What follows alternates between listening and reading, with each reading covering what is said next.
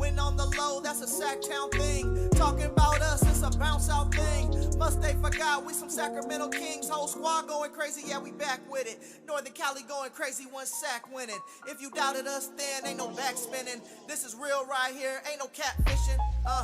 So tell me what you see now. Coming down the lane off the rebound.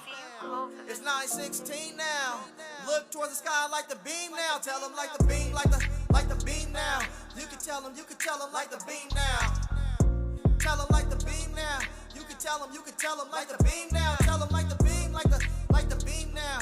You can tell them like the beam now. Tell them like the beam now. If you reppin' that Kings like the beam now.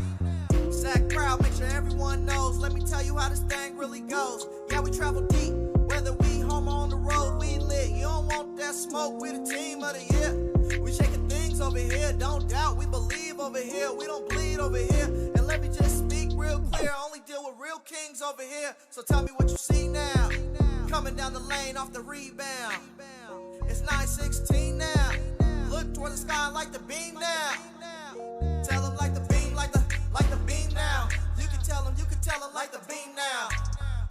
Tell them like the beam now. You can tell them like the beam now. Tell them like the beam, like the beam now. You can tell them like the beam now.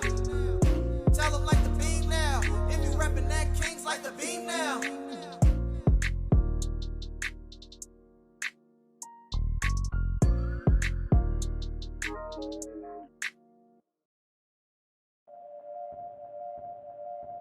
April. Keep trying to tell people. May. Don't sleep on them. June. The curse is gonna end. They're gonna make the playoffs. Bang. The Sacramento Kings gonna break the curse. Kings gonna break the curse. Break the curse. Break the curse. Locked in as soon as they blow the whistle. Jump set it off, everybody know the cost. Do it for the team, ain't nobody here bossing. One take a loss, then we all taking losses. No funk, but we ride for each other. For 48 minutes, we gon' die for each other. Ease up, that's a figure of speech. And we'll pass you up if you get caught in the reach. That's tough. Everybody yelling in the clutch. Split you down the middle, I ain't talking about a Dutch. Minutes turn to seconds, know the out, feel the pressure. 6 man so loud, scoreboard about the bust. That's tough. Everybody yelling in the clutch. Split you down the middle, I ain't talking about a Dutch. Minutes turn to seconds, know the out, feel the pressure. 6 man so loud, scoreboard about the bust. April, May, June. Bang. April, May, June. Bang. April, May, June. Bang. April, May, June. Bang. Season there, but we gunning for the P. LAYOFF beans. Season there, but we gunning for the P. LAYOFF beans. April, May, June. Bang. April, May, June. Bang. April, May, June. Bang. April, May, June. Bang. Give me a hell yeah. Give me a hell yeah. That's tough. Everybody yelling in the clutch. Split you down the middle, I ain't talking about a Dutch.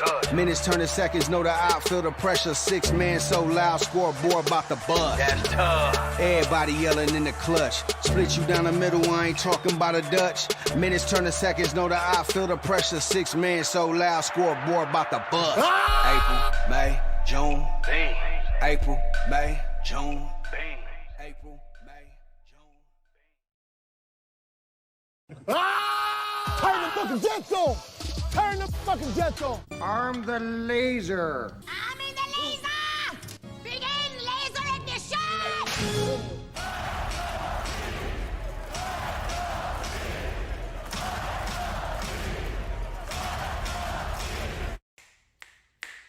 Deuce and Mo, Deuce and Mo, Deuce and Mo. They tell you what they know. Deuce and Mo, Deuce and Mo, Deuce and Mo. The podcast that you know. Deuce and Mo. Deuce and Mo, Deuce and Mo, Deuce and Mo. They tell you what they know. Do it for Deuce and Mo. Deuce and Mo. Hey. Do it for Deuce and Mo. When it comes to the Kings, it's my favorite show. Do it for Deuce and Mo. Deuce and Mo. Do it for Deuce and Mo. When it comes to the Kings, big hopes and dreams as we cover our kings. Never cover the kingdom, but we loving our kings. And we covered your prayers as we doing our thing. Big Deuce with the par, Lil Mo on the screen. Solo or together, still do it for team. Never switch up for $1 or revenue stream. So we always got each other, balance out the beam. Deuce and Mo, and that's the end of the theme song. Do it for Deuce and Mo. We are live! Do it for Deuce and Mo. When it comes to the Kings, that's my favorite show. Do not adjust your Do eyes. it for Deuce and Mo. You're not sleeping. This is not a dream. For the first time in 17 years, the Kings are headed to the playoffs. How we doing? What up, Deuce?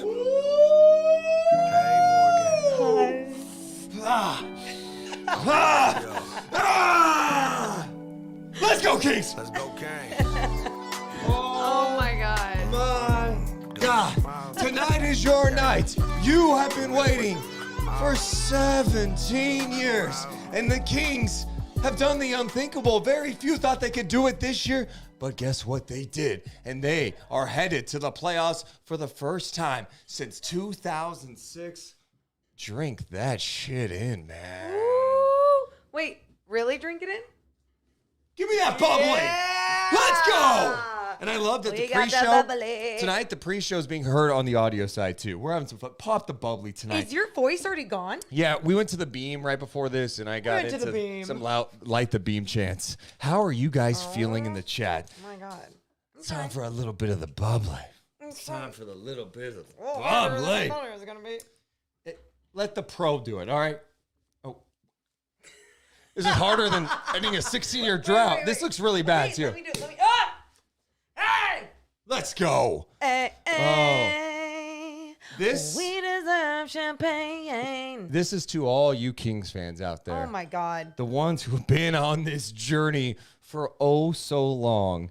I hope that tonight you are soaking in every minute of this. Every ounce. I'm seeing all the super chats and the donations. We will get to them my later. God, you guys are unbelievable. It's not about that tonight. Tonight's about you guys. It's about ending this drought. This goes to you guys. Cheers. Cheers to you. Morgan, cheers to you. Cheers to you. Oh my, double cheers.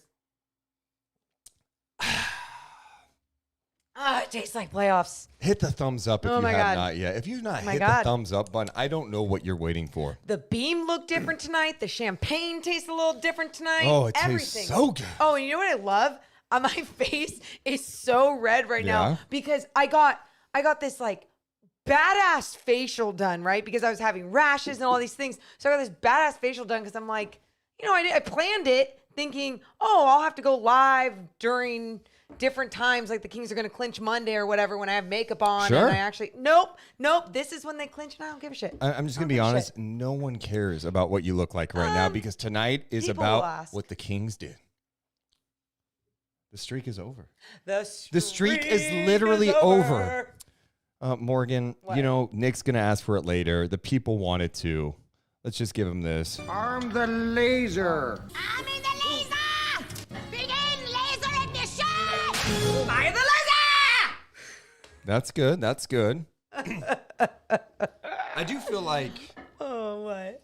this is a special night, and Okay. we are going to live and soak up every single aspect of this night. Yes. And we're going to enjoy it with all of you. There's one way to get started, though. What? Oh, don't you dare look down. Can't you see that gleam? It's a lit up town. They said, shut up and light the beam. This laser is a Kings fan's dream. They said, ooh, shut up and light the beam. Oh, Kings fans, drink it up by Woo! We were victims losing games in the most dark and depressing ways. A joke of the league, it was a shame. Oh, we were bound to see the laser, bound to see the laser. Mike Brown took charge, I don't know how it happened. He took the floor and they said, oh, don't you dare look down. Can't you see that gleam? It's a lit up count. They said, shut up and light the beam. This laser is a Kings fan's dream. He said, ooh, shut up and light the beam. Dude, this song's hard when you're not looking at when to start, but hey, we don't care. We got it, baby. Yeah! Shut up and light the beam. You guys know what to do. Shut up and light the beam. You got it? You ready? Mike Brown took charge. I don't know how it happened. He took the floor and they said, oh, don't you dare look down. Can't you see that gleam? It's a lit up town. They said, shut up and light the beam. This laser is a Kings fan's dream. They said, ooh, shut up and light the beam. Yeah! Go! Woo! That's so fun. I get why kids are singing that song everywhere right now. How you doing? What a moment. You doing okay? You drink it in. I'm feeling great. Oh, it is a Wednesday night. You guys, this song hits a little different once you make the playoffs, huh? Oh, it does. Everything hits a little different. Oh, it does. This is, you know what's so funny? Is that any NBA fans watching right now are probably like, this is what they do when they make the playoffs. But I think the real sports fans truly understand the meaning of this for our city right now, for this team, for this organization, for all of us right now. Truly, the real ones get it. They get it. What? It's hard to believe. After this long, we are here. We are here. It is. I appreciate you guys being here so much. You guys have been here through the highs and the lows. And now tonight, we get to celebrate. We knew it was going to happen, the last couple of weeks. Yeah. We didn't know when. And now the moment's here. And I was wondering how special it was going to feel. It feels special. Would have been better had they done it at home. You know what? Maybe. But tonight has been magical. We just got back from Golden One Center. At the beam. Why are you laughing? Because my voice? Your voice is already gone. Like you know. weren't even at the game cheering them on. I know. And we have a playoff game to call tomorrow. I'm going to get my voice back. Yeah. It's just, I was chanting and stuff. It's not a big deal. But this felt so special tonight. It did. It did. Like, we obviously had our post-game duties, and on the NBC post-game show, I saw so many Kings fans out at the beam, and I'm like, oh my God, I want to be a part of that. I want to be there. I want to be there. And I thought by the time maybe we got there, okay, like, there's not going to be anyone else there, whatever. Like, this will be fun. Kings fans everywhere chanting, light the beam. There's news stations out there. Everyone is out there still just soaking up every moment. Oh, and can I talk about that moment, the moment that I talked to you about? Yes, please. So I just think it's the coolest thing that, like, this beam is bringing everyone together. This sports team is bringing everyone together. There's people that might remember this. It was last season after the trade deadline. There was this guy on the postgame show, just like it felt like harassment, the way that he was screaming bloody murder.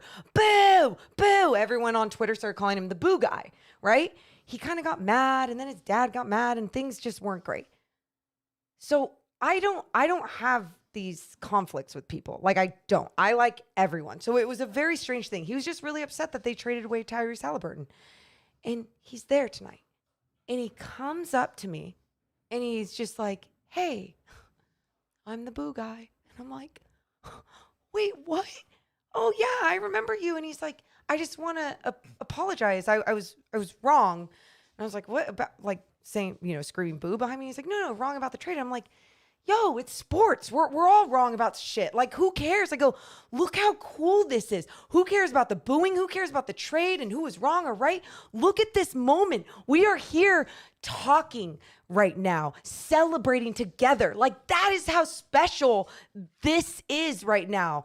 And we hugged, and we just enjoyed the moment and soaked it in together. And it was really special. It brought people together. It was real. I know that's like super dramatic, but you guys, it was really special. I'm glad you felt that. Yeah. There's so much we have to talk about. Appreciate you guys being here. If you have not yet, hit the thumbs up button and subscribe. Let's get it started. Deuce and Mo coming down in 3, 2, 1. Hit my music. Deuce and Mo. Deuce and Mo. Deuce and Mo. They tell you what they know. Deuce and Mo. Deuce and Mo. Deuce and Mo. The podcast that you know. Welcome into the Deuce and Mo podcast, recording this on a Wednesday night after the Kings have done the unthinkable, something we never thought we would see because it's been so long. For the first time in 17 years, the Sacramento Kings will be playing playoff basketball. They clinch a playoff spot tonight with a win over the Portland Trail Blazers, winning by 40 in an epic second half. The beam is lit in Sacramento. Fans all over outside chanting, "Light the beam." And tonight, oh, we drink it in. The Kings are in the playoffs for the first time since 2006. How are we doing tonight? What are you laughing at? What are you laughing at? Amazing. Good job. Way to get through. Deuce, this is such an amazing night. And I'm just laughing that someone who wasn't actually at the arena like yourself has somehow lost their voice from celebrating. And I'm sure what's funny about this, I'm sure Deuce is not the only one out there. And that's what makes this all so damn cool, that we're just at home screaming, crying, whatever, singing. Who cares? I don't know. It's just the coolest thing that is going on right now in this city. The amount of people that have texted me, I can't imagine what other people are getting right now, communication-wise. This is just, bizarre. And here's how the end of the game sounded from the legend, the G-Man, Gary Gerald. Dellavedova holding it. See if he tries to give it up to avoid being credited a turnover or not. He's just going to hold it. And the buzzer sounds to shot clock violation. So the Blazers will get the ball back. We have only 12.8 seconds remaining. And Kings fans, we can see them in all areas of the arena. A lot of purple on their feet chanting, "Light the beam." Well, in a matter of 5 seconds, it will be lit in Sacramento. The horn sounds, and for the first time in 17 years, 16 seasons of frustration, 16 years of wandering in the desert looking for that oasis, the Kings have finally found the sparkling waters, the palm trees. It's not a mirage, it's the real deal. Sacramento has clinched first round home court advantage in the playoffs that will be starting in a couple of weeks. Tonight's final score is 120-80. G-Man deserves the shit out of this moment. Yeah. How amazing. How amazing. Like, think about a guy that has called so much bad basketball for so long. And it's like, finally, he has that call. That call. Well Yeah, done, G-Man. the range of emotions I'm feeling right now, You okay, bro? yeah, it's crazy because you think about, wow, this is just a basketball game, and I'm getting emotional about a sport where they shoot a ball through a net, yay! But what this team has meant to me over the years, For sure.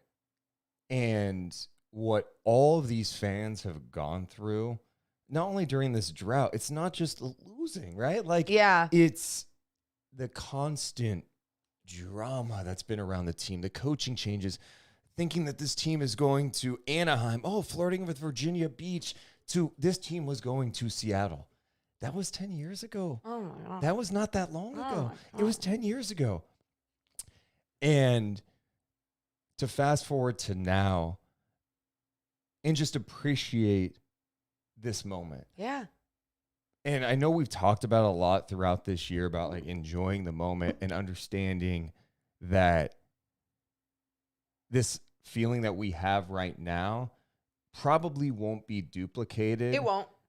The only thing that could come close is if this team were to win a championship at some point.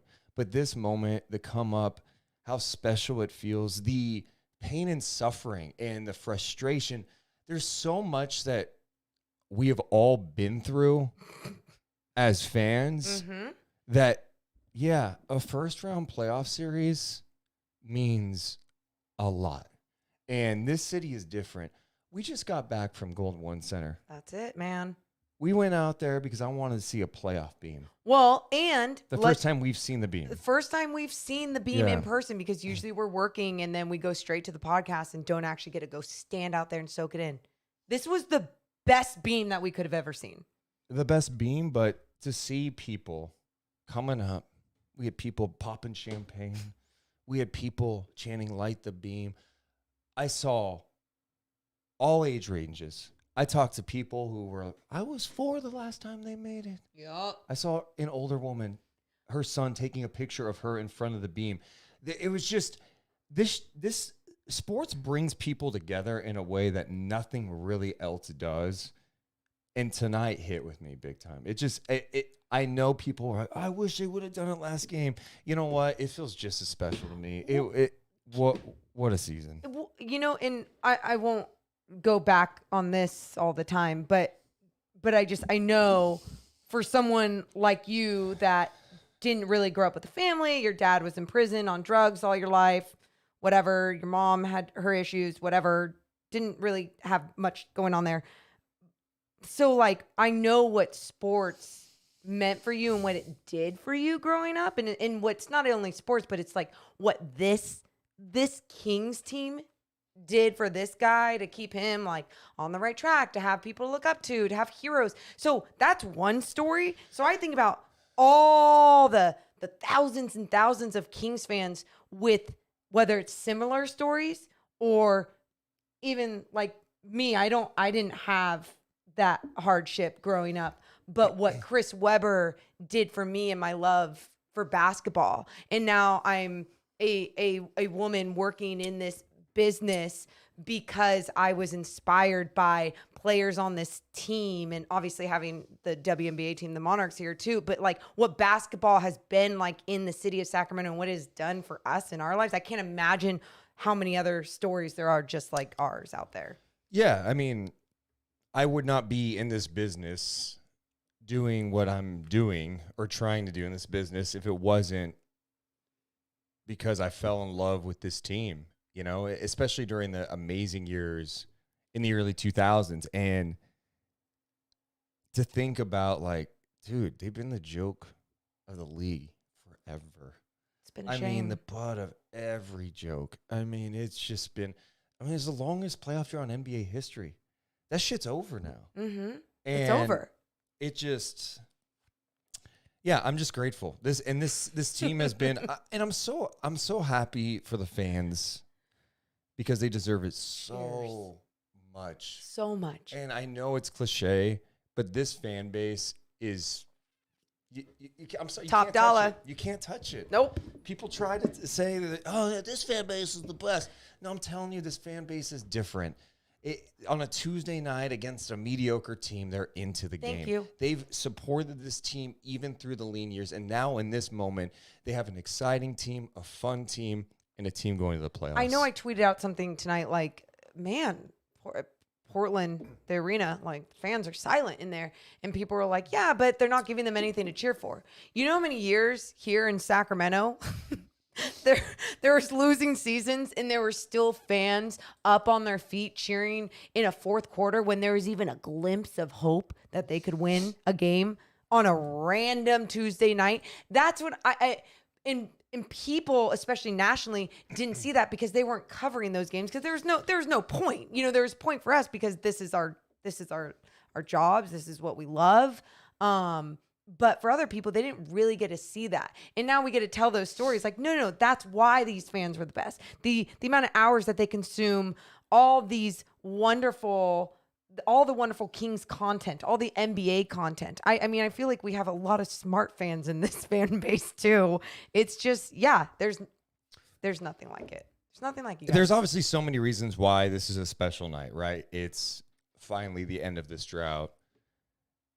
The beam is just magical. This fan base, all that stuff. I think the other cool thing is this team didn't like limp in. They clinched on March 29th. They didn't wait till like, hey, last couple games of the season, this is getting tight. Are they going to be able to get in the play-in? This team not only clinched a playoff spot tonight, they clinched home court advantage in the first round of the NBA playoffs tonight. With the historically one of the best offenses in NBA history, with Keegan Murray, the rookie that they drafted, also making history tonight, hitting the most three-pointers in a rookie season. In NBA history. In NBA history with 188. Kind of poetic that it happened tonight, on the night they clinched a spot. I know. Could this be any better of a night? I don't know. And over 1,000 of you here live? Give me a hell yeah. Give me a hell yeah. And if you haven't yet hit the thumbs up, make sure you're subscribed. All it does is help our channel grow. I cannot believe we are going to be ready for playoff coverage. We're going to have so much playoff content. It's going to be absurd. Playoff night chats, playoff content. Trust us, we're going to be doing a lot. We appreciate so much you guys being here. Of course, if you're in Twitter Spaces, you can request to talk with us tonight. You can also hop in our Discord and do the same. Hop in the night chat area. I don't even know where to go tonight because it's... We should go back to that first quarter and how the Kings get... Kidding. It feels surreal that it's finally done. And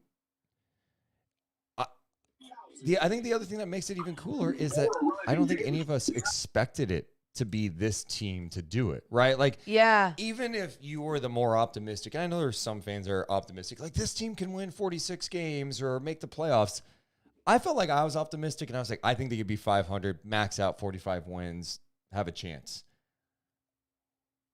I'm so happy I was this wrong. Like, that's what makes it even extra special is this team not only surpassed expectations big time, but they're doing it in a way that I think all Kings fans connect with. Even if you're not a fan that remembers the early 2000s teams, you connect with this team. But I think if you are one of those longtime fans who are alive and super active as a Kings fan in the early 2000s, you connect with this team because they're stylistically, there's similar. You have a big guy who's unselfish. You got a team who shoots it well. They pass. They've got the skill.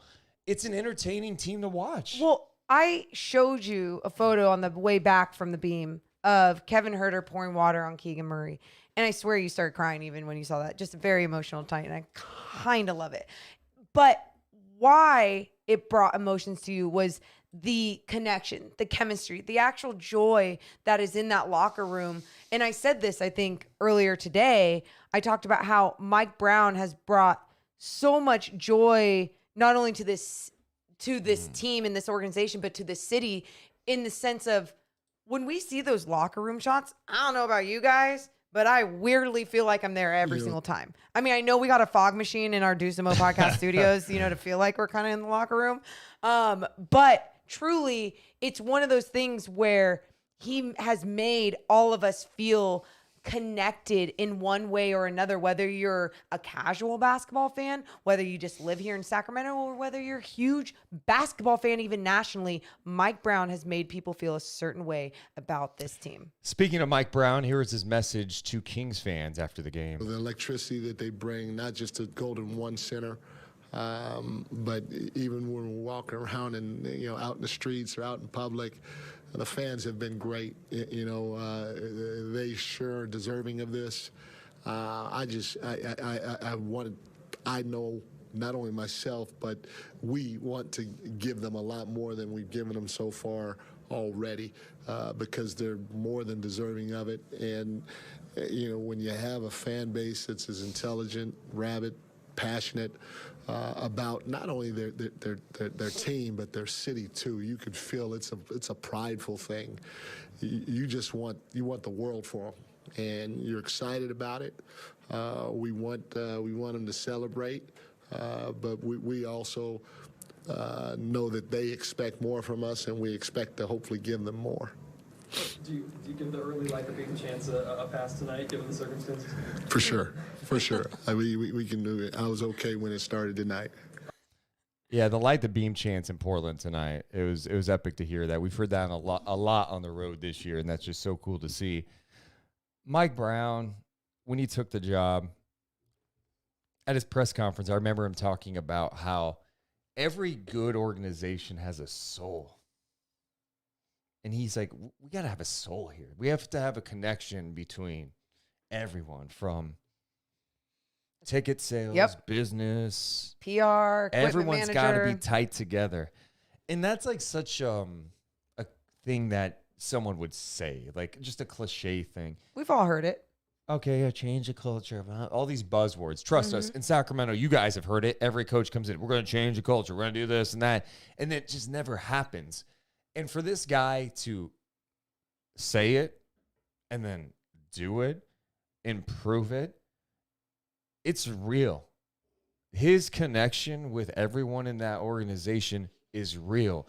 And before that last game they had the other night where they lost at home, in the pregame, he was telling a story about after their win, Miguel Lopez, their longtime equipment manager, was tearing up, crying kind of in the tunnel. And he was saying how Wes Wilcox, the assistant GM, came up to tell him the story. And Mike said, what happened? Is everything okay? Miguel was crying because he has never experienced anything like this in Sacramento. And that's someone who's been here through so many painful years. And it goes to show you how it hits everybody, right? Like, it's hitting all of us as fans. But for an employee, the equipment guy, it hit him hard. And I know those players have bigger goals of winning 50 games and winning a championship. And I love that mindset.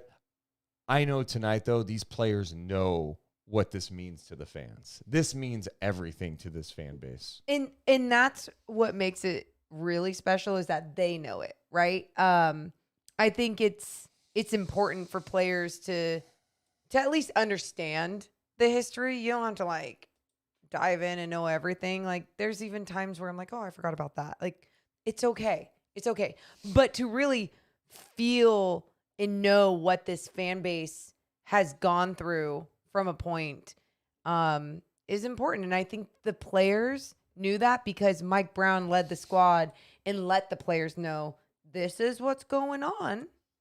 So it's something that we're going to change. Not like, hey, we need to change this. We need to change the goal. We need to add soul to this. It was, no, we're going to change. Like, that's my standard. That's what's going to happen. And they all bought in.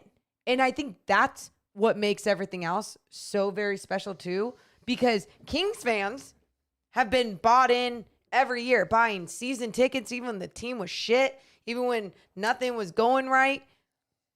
I need a little more champagne tonight, but I mean, come on. Need the bubbly. We need a little bubbly Need tonight. a bubbly. This is a night. I'll do more once it fizzes down. Yeah. But yeah, no, I think the understanding of the fan base and the history is important, and the players understand that. And that's special. The range of emotions I'm feeling tonight, like I'm like fired up, ready. Yeah. There have been a couple times you were making me cry. I was feeling, tears. Yeah.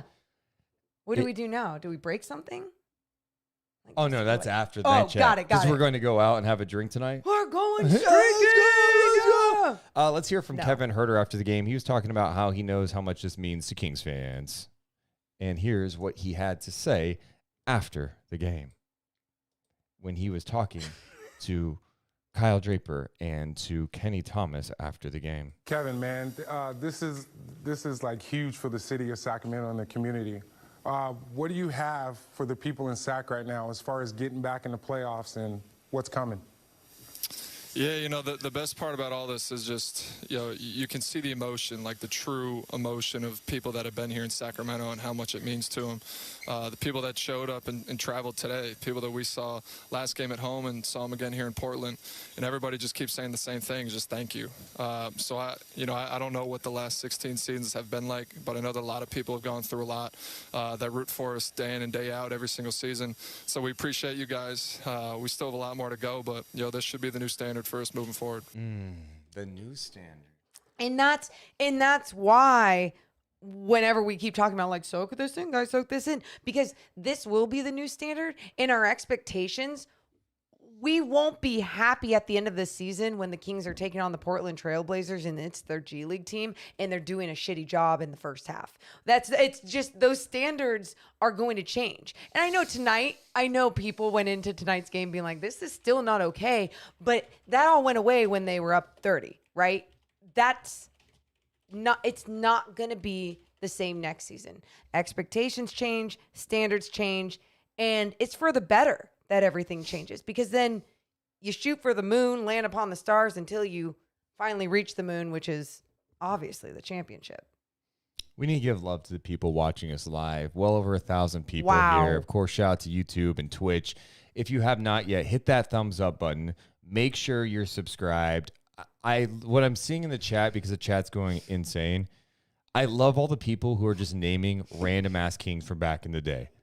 Like Sheldon Williams being mentioned, Simbular, Garrett Temple, Hito, Jason Thompson, Bano Udrich. No one dropped a Rashad McCanson there. Yeah, think about that. I was talking about this to Morgan today. The 08-09 squad that won 17 games in a season. Going through that and then not winning the draft lottery, you fall to number 4 and get Tyreek Evans. The hope that came from that, peaking at the dollar beer night when the Wizards were in town and Tyreek Evans picked Gilbert Arenas. This is it. JK. No, not really. Just kidding. We got Boogie, though. JK, not really going to happen. Anything going to happen. This feels so special. I think when you go through the pain, the suffering, you appreciate this type of moment so damn much, Morgan. And I am just so glad. I hate that it took this long, but it feels sweet. It feels sweet that we can all be here on a Wednesday night reflecting on what's been a magical season, what Mike Brown has meant to this team. And I'm happy for De'Aaron fucking Fox tonight, Oh my man. God, dude. This guy.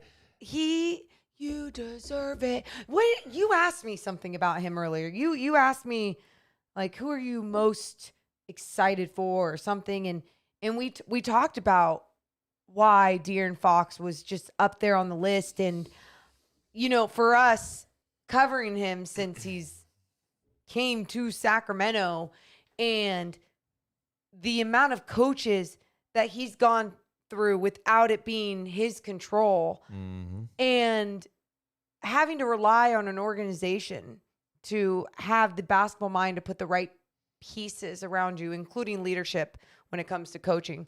And it wasn't happening for so long. And then some basketball minds come in. Monty McNair, Wes Wilcox. These guys come on through. Some people want to trade him for Ben Simmons at one point. People wanted to trade De'Aaron Fox for Ben Simmons. There was a time last season when De'Aaron Fox, you just never saw it growing. You saw inconsistency. You never saw him, the effort defensively. And even though you knew you had it, I was like, you know what? Maybe he just doesn't need to be a number one guy. Maybe he's just not a number one guy in this league. Everyone needs to stop pushing that narrative.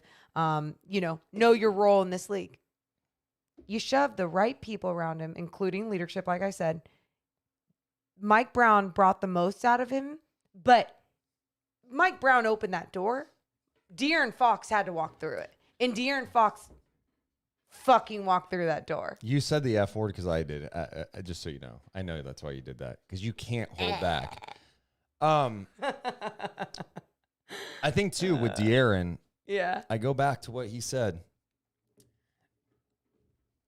I remember the end of season press conferences, and Fox was like, we need structure. And this was, before Mike Brown. Yeah.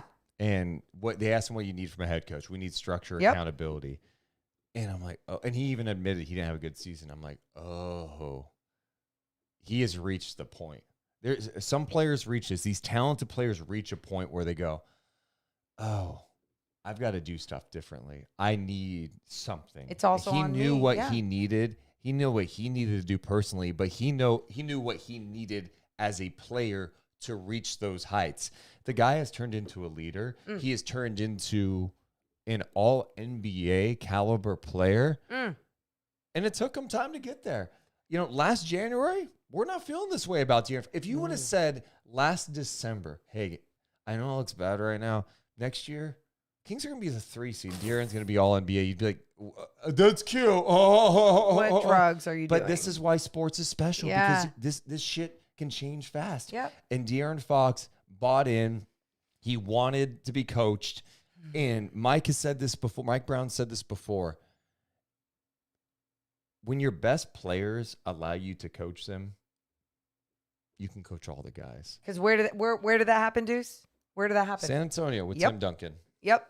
And that is so. I think sometimes I've gone to this story before, and I said when George Karl was coaching, we went to San Diego to a training camp, and I'm just off on the side, and George Karl was right there, and I'm asking him like, why don't you like make them run? It's like discipline when they miss something or do something wrong, and he's like, that's college, you know. Didn't really have a reason. I was just trying to have a conversation as to why, like, the discipline wasn't there. Mike Brown coaches this team like, in some ways, the college basketball tactics, but respecting them like NBA players, respecting their talents, their knowledge of the game, but setting standards and discipline to receive the most out of this sports team. And I think sometimes that's lost in professional sports of where you find that balance and draw that line. And if you can gain the respect of your guys, shit, they're going to do anything for you. They're going to run 17s. They're going to do whatever after a missed free throw in practice, push-ups, who cares? Because they respect you and they respect what you're trying to get out of them. Yeah, and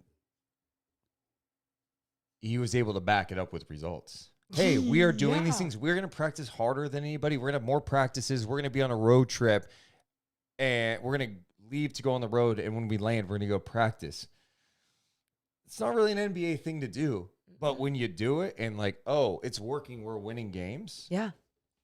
Everyone gets on board. Everybody gets on board. Morgan, one person who has been with us really the entire way, back when we were doing night chats with 30 people watching. Yeah. Sometimes 20 people watching after the Kings would lose 9 in a row, is a guy who had a simple message after every game. His message was, why not? Why not win? His message was, why not go to the playoffs? We welcome to the show on a very special night, Coach Nick. Nick.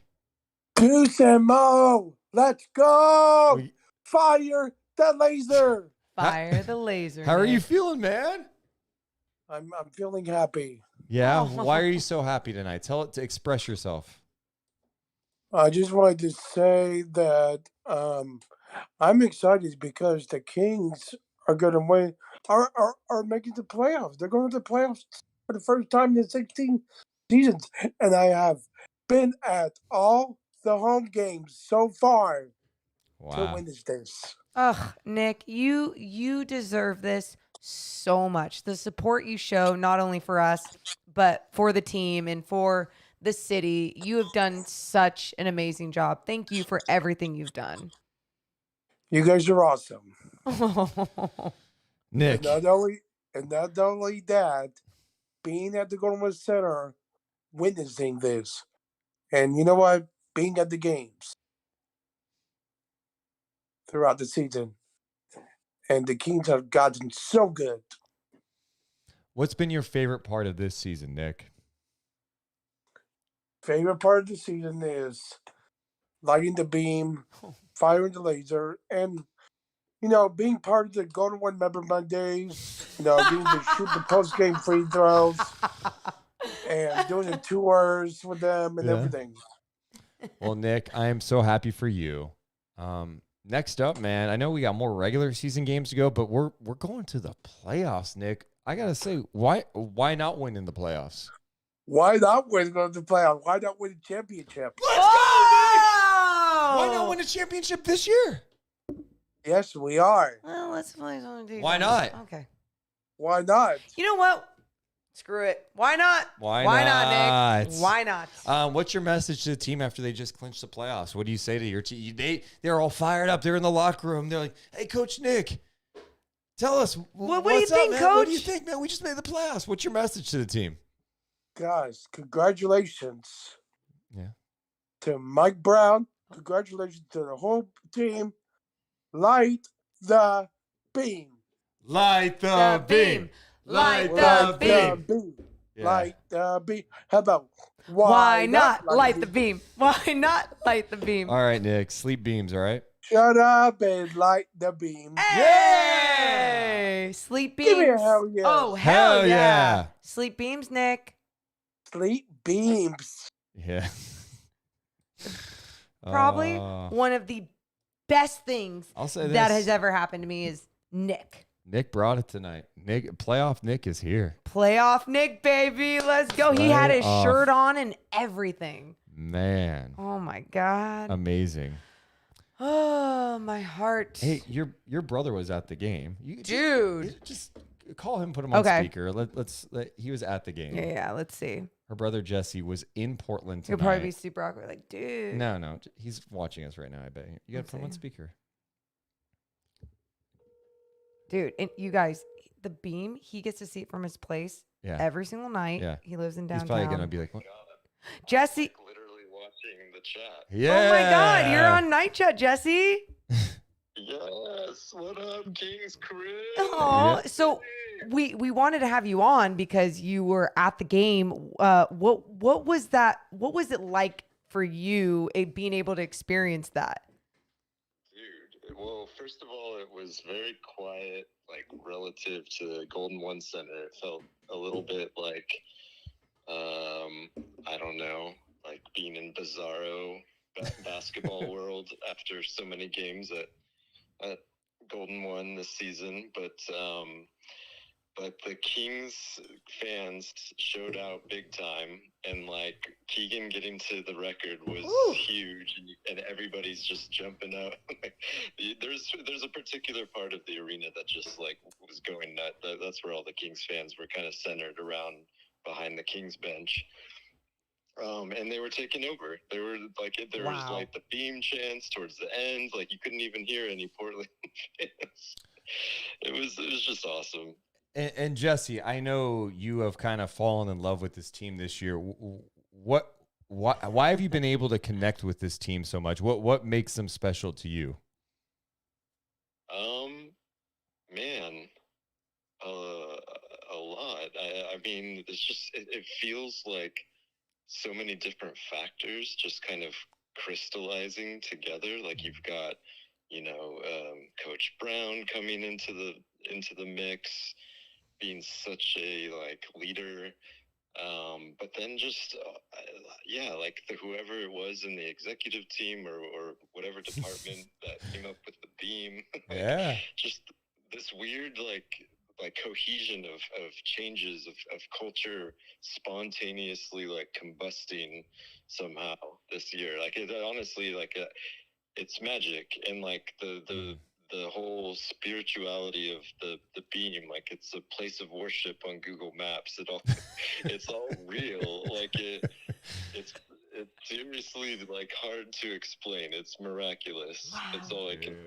Dude, really I'm so happy you got to be there, man. So happy. So I mean, you've just been. I mean, I know you've been a Kings fan all of your life, but like this year especially, it's been so cool to obviously have you at so many games, seeing all your beam photos on our family chat. I'm so happy you got to experience that, and I love you, Jesse.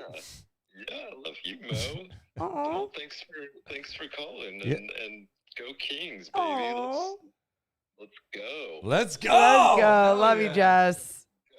Oh, sorry, Jess. That was cute. No, dude. I love it. I think about someone like him who's always been a Kings fan, but you felt it from different people this season being like, oh, they're giving me more of a reason to put my money into this product, to put my time into this product. Oh, in this feeling that it's making me feel, I want more of it. I love that everyone's thinking that your brother is high. No, just so you know, Jesse, that's just his vibe, man. Love his vibe. And unless he did light the beam tonight, maybe I missed it. Maybe he did light the beam. Hey, maybe he light took the his beam, couple baby. vitamins before the game. I don't know, but I think that's just him, man. That's my bro. What's made this team so special to you this year? I think I mean, there's so many things that factor in. Okay, here's why I'm like stumbling, because there's the basketball side of me. Mm-hmm. You know this, that where it goes from the skills to technique to strategy on the floor. But then there's the pure fandom, like 5th grade Morgan side of me, where I do my projects on Chris Webber and like it's nostalgic, right? It's what I'm feeling is what made me feel so good as a child, is what made me fell in love with basketball. And not having that feeling for so long, I was like, oh, maybe it's because I'm in media and I'm covering the team and I'm covering the NBA, and it's like, oh, I love hoops, but I'm never gonna feel that again.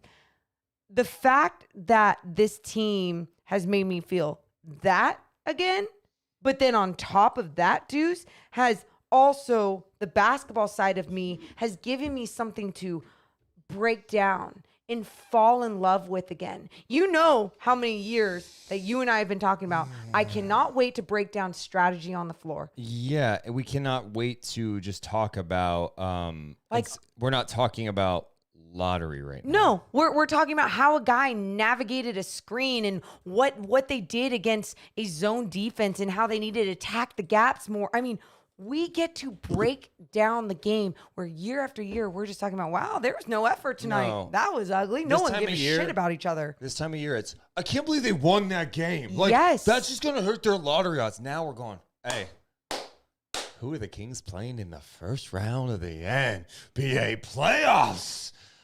We should go back to Media Day real fast. This was from Media Day. NBC put this out tonight. This is Morgan Reagan, October. The start, late September, early October? Yeah. Either way, at Media Day, before the season started. If the Kings make the playoffs, not play-in, playoffs, I will tattoo this on my body somewhere. If they made the playoffs and got into a playoff series, yes. I would tattoo that little line. You better save that. That little lion. Well, Morgan, it was saved, and you said that because you thought there was no chance in hell they were going to make it, and now you're faced with this cute little drawing you did. You're going to have to get a tattoo. Dude, let's go. By the way, I'm not even joking you. I hope you're happy to get this. Oh, I'm very happy. I have a few tattoos, but I'm not like tatted up or anything. I'm very happy. This is very much my style of tattoo, where there's so much meaning to it, right? And what it's going to represent is just such a happy time in my life. That's one. But two, beginning of this, then I was like, everyone needs to stop being dramatic. There's no way a team with a brand new head coach and no superstar player on the squad in the Western Conference can take the leap of being a playoff team this season. Please stop it. Stop it. Not only has everything gone right for them in the Western Conference, which is true, right? When it comes, but then let me backpedal a little bit.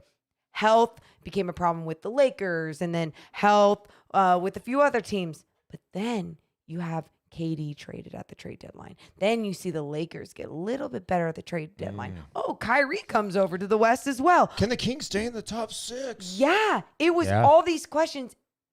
But what the Kings have done that I don't think anyone expected this year was to develop and grow the way that they have, game by game by game. That has been the most incredible thing that we have seen from the team this season. And that doesn't just happen often. That happens when you have something special. We were talking about when we thought like this team was super for real. Yeah. And I think the game that Chris Watkins mentioned, who does a show over at Sacktown Sports. Super talented guy, by the way. So talented. And I agreed with him. That Clippers game, the double overtime classic, 176-175, because it was like Clippers were at full strength. The messaging was like, hey, now this is for real. It's post All-Star break. How are you going to handle things, right? These teams are they're going to get their shit together here and try to make a run.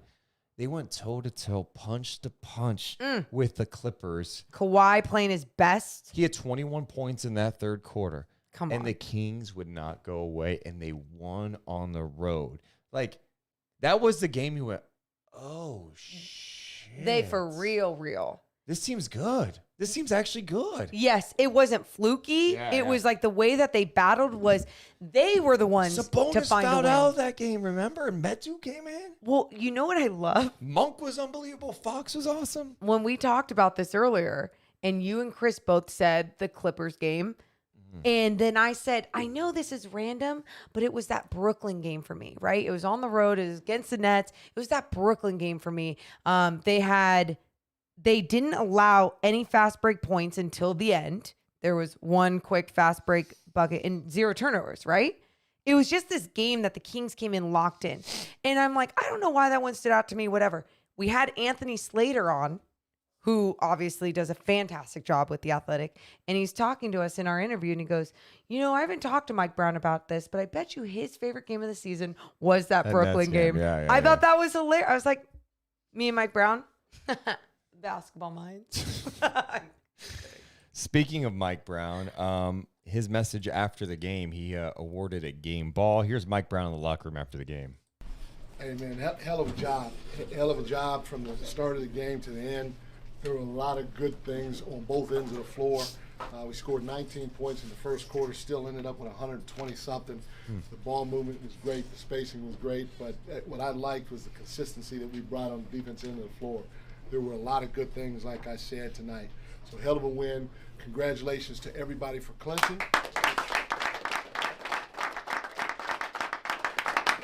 Feel good about it, celebrate it, but at the end of the day, we also know what we want to do, and what we want to accomplish. Keegan, hell of a job, young man. That's a fantastic.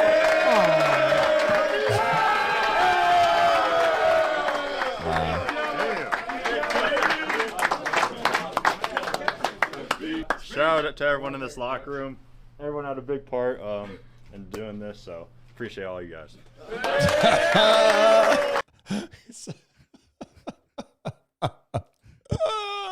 He smiled. He smiled. Hey, he smiled. I'll give it that. He smiled after he hit the hit the three that gave him the record. Yeah. He had a little smirk. It was just kind of funny hearing Keegan the shortest speech ever. Just like trying to get it, the guy that's trying to get it over with really, really fast. That was really funny. Very sweet. I love how much they love him. We haven't heard G-Man's call of the record breaker.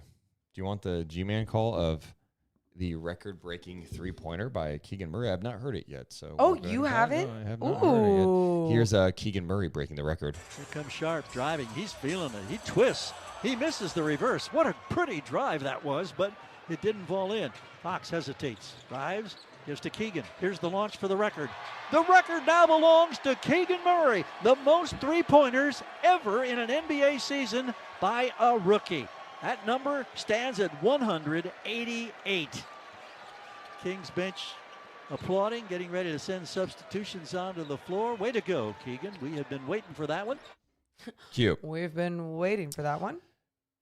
Another guy that I'm just so happy that the Kings have a rookie who is that talented, one, but two, is in an environment that is going to make him better. Correct. Right? There's so many times, especially in Sacramento land, we can go over the list of, we don't need to do that tonight. No, Tonight's celebrating. God, but no. the list of rookies have come and gone, missed draft picks, bust, whatever you want to call them, that have been put maybe in tougher situations, with teams that aren't good, in situations that they're not ready for. Yeah. Not developed the right way. All this stuff. Keegan is in the perfect situation. I'm choking. Keegan is in the perfect situation. I think about how De'Aaron Fox for so long wasn't in the best situation, and how so many people, and it's somewhat justified, were willing and wanting to give up on him, right? Because it was, he came in, he's a lottery pick, and he's not getting things done. And I understood it, but I always said to you, I said, I don't think he's being taught how to play basketball at this level the right way. Like with the off-ball movement.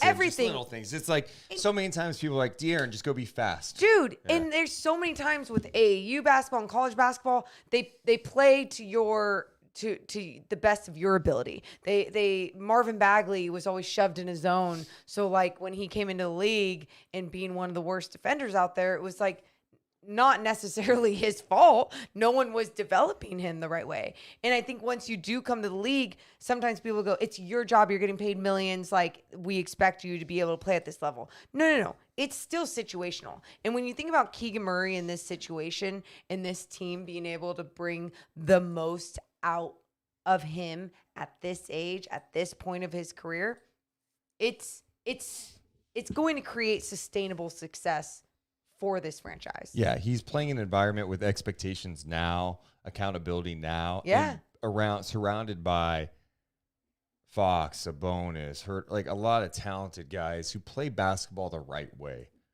That's another guy we got to talk about tonight, man. Who? Sabonis. Ugh. He's changed everything. Everything. He's brought the best out of everybody. He's brought the best out of Fox. He is unselfish, almost to a fault at times. He plays physical. He plays tough. He loves basketball. And he takes pride in helping his teammates, holding them accountable. The guy, when he got traded here, was disrespected in a way that is almost laughable at this point. Sure. Who, by the way, it's not like he came out of nowhere and is good. He had made the All-Star team twice in the Eastern Conference. He came here and people mocked the Kings. They made fun of the Kings. What are they doing? There are some irresponsible narratives, yes. And for him to not only come here and help improve this team, but take them to a place where they have not been in 17 years, and to elevate his game to an all-NBA level. Yeah. To play the best basketball of his career, to embrace everything, to take on a new role, to take on this challenge. I love that guy. Sabonis is already a top 5 king, in my opinion, of all time. I love it. What makes you feel so strongly about that? And I don't think you're wrong, and I don't think you are prisoner of the moment by saying that. And because obviously, like, it's very emotional to think about what he has done in his short amount of time here. But what makes you say that so confidently? That he's a top 5 king of all time? Yeah. It's what he does on the floor. They are a better team with him on the floor. He makes everybody better. The ringer piece that came out today about the dribble handoff leaders and how many dribble handoffs he, does in games. I mean, he has connections with everybody. And he's vocal, he's physical, he sets the tone. He's exactly what you want in one of your best players. There's a lot of talented guys in the league. You can go up and down every team. There's talent. Talent's one thing. But being able to lead, being able to be productive and make your teammates better and play hard every game, fight through injury, that's a rarity. It's a rarity in today's game. And it's not a shot at any other guy. I don't want guys playing hurt if they can't play through it. But the guy could have gotten surgery. He could have been like, you know what? I'm going to get surgery. I'll be back in 6 weeks. Hopefully we can get in. I just want to feel better. The guy goes, no, I don't want to miss any time. The guy missed a game. Yeah. He missed one game. And the only reason he missed that game against Denver is because they didn't have the splint in yet.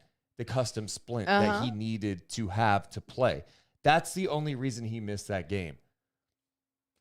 He's been awesome. And that from your best guy one of your best guys, that's special. Yeah, a different type of mentality. And I think sometimes, too, when our usual post-game shows are very much breaking down the game, and usually when we get to Sabonis and his stat line, it's very expected. Sometimes he's not even getting the love that he deserves. So it's cool that we get to reflect a little bit more tonight on what he means to this team, to this season, everything that he's done. And I think everything you mentioned is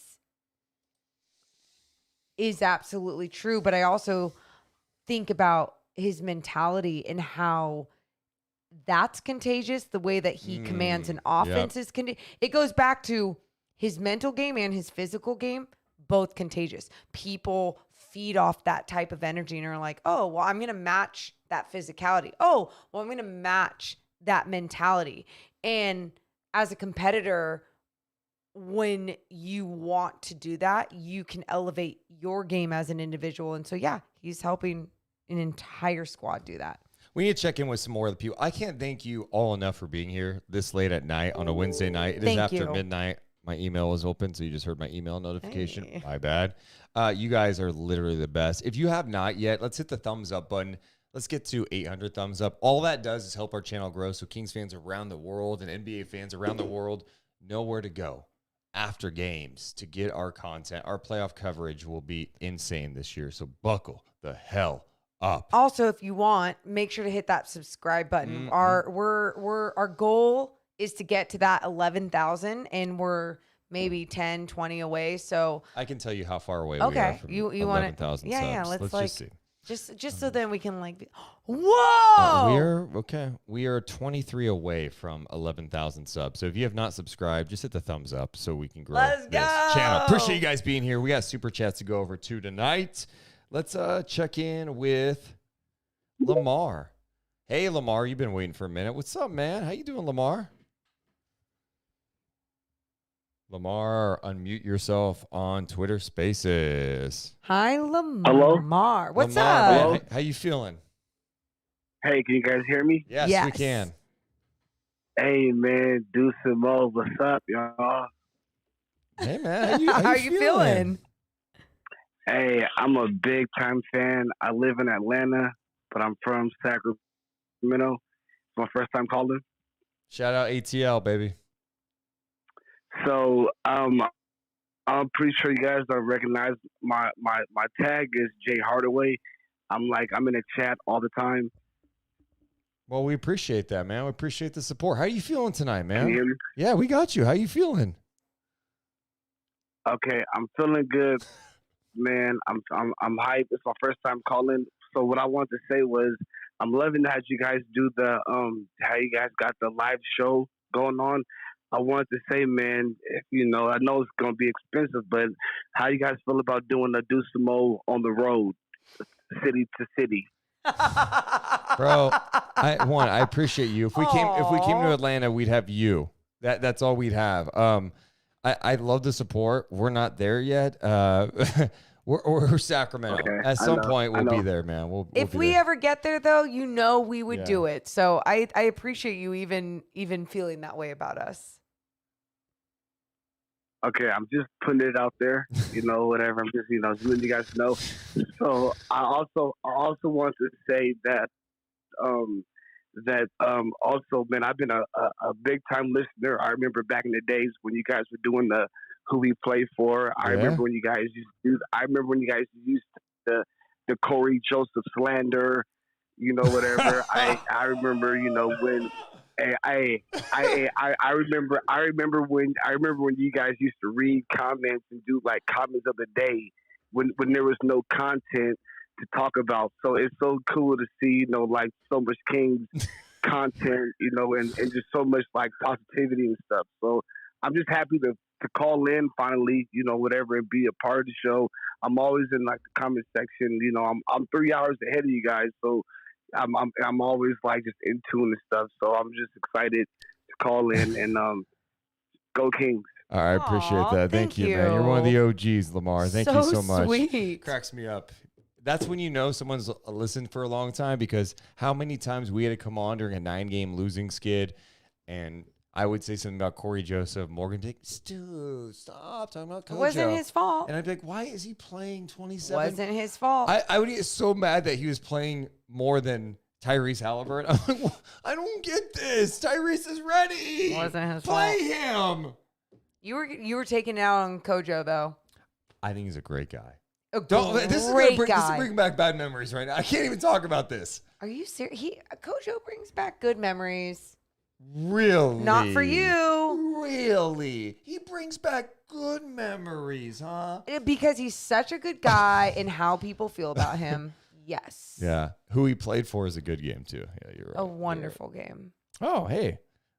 Who we got? Let's check in with Anthony.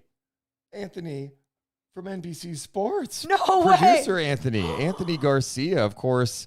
He's everywhere, man. Giants in-game host now. Yes. If you go to a Giants game, you're will going to see him. Yep. What's up, Anthony?